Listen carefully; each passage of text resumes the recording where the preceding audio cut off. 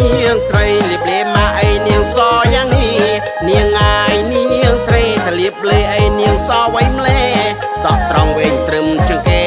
សក់ត្រង់វែងត្រឹមជាងគេប្រាសាទយ៉ាងនេះមានប្តីឬនៅអើយមានប្តីឬនៅ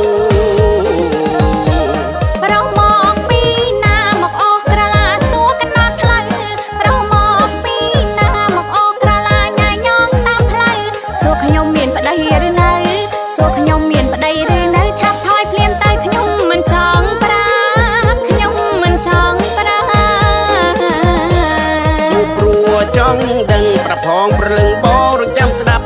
សួរព្រោះចង់ដឹងប្រផងប្រលឹងបងរងចាំស្ដាប់បងឃើញនាងដើរភ្លឹងស្ងាត់បងឃើញនាងដើរភ្លឹងស្ងាត់បារម្ភទឹកស្កាត់សុំដើរកំដងអើយសុំដើរកំដងខ្ញុំមិនដែរស្គាល់ខ្លាចណាស់តែពណ៌ចាំមនុស្សមិនល្អខ្ញុំមិនដែរស្គាល់មិនដឹងបងនឹងអាក្រក់ឬល្អ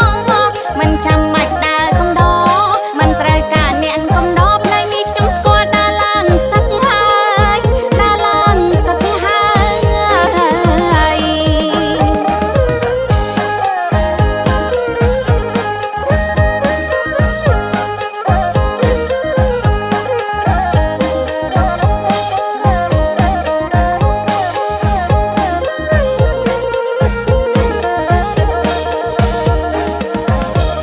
នាងអាយនាងស្រីលៀបលេមកអីនាងសយ៉ាងនេះនាងអាយនាងស្រីថាលៀបលេអីនាងសໄว้ម្លេ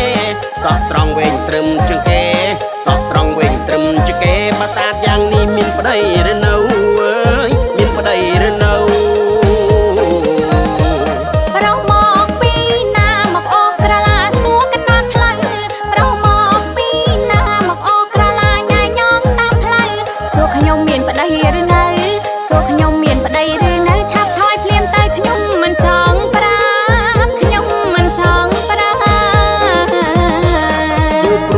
ចង់ដឹងប្រផងប្រលឹងបងរងចាំស្ដាប់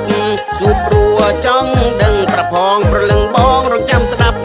បងឃើញនាងដើរភ្លឹងស្ងាត់បងឃើញនាងដើរភ្លឹងស្ងាត់បារម្ភទឹកស្កាត់សុំដើរកំដ